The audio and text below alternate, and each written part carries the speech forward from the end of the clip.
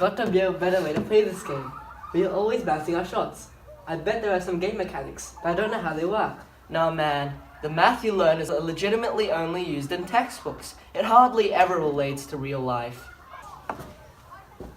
I disagree. I know that there's math in this game.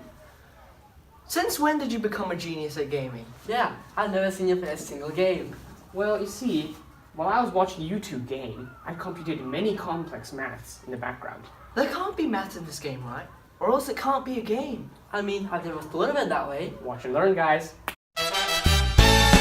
Well, you see, this game actually involves a lot of math, including trigonometry, nominal and effective values, and angles. When the tank shell is fired, two factors are taken into account, being the nominal armor value and the values of the enemy shell's penetration.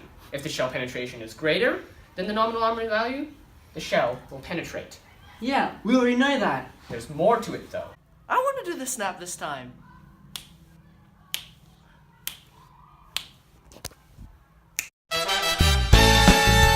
Well, back to the math. We've all mastered the basics of trigonometry, including sine and tangent. Those are the functions we need for the armor mechanics in this game.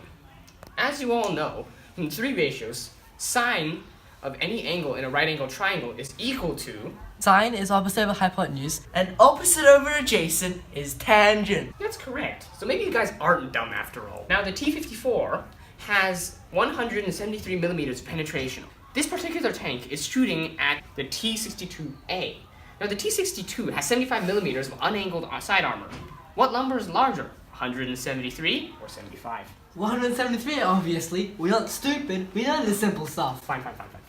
So, now if you take that rule and put it in the perspective of the game, it would look something like this.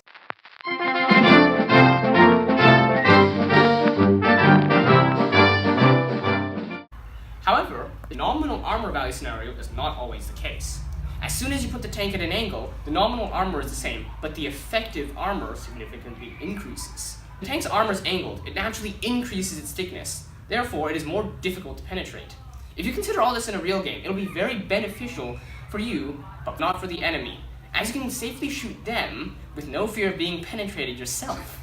If you don't believe this, test my theory in a real battle.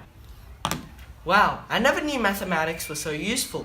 But still, it's a game after all, and it's meant to be fun. And math doesn't contribute to that, does it?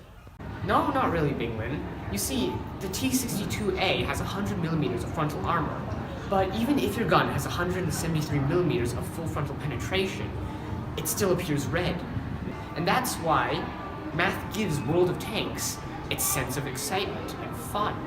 Huh, the color's different. Hey, your shirt's zipped off. Well... Huh, I see now. So, what you're saying is that with knowledge of good maths, we can exploit games that have maths in them? Yes. So, like, for example, in Shell Shock Live, you have two factors to take into account when you're shooting, your power and your angle. The firing mechanics in Shell Shock Live include very complex quadratic equations.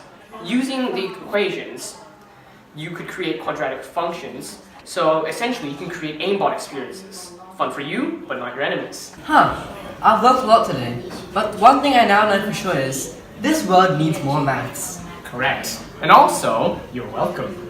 And now we should go to looking at things like silver mechanics and how the economics. He's not gonna stop, is he? No. This isn't I have no idea.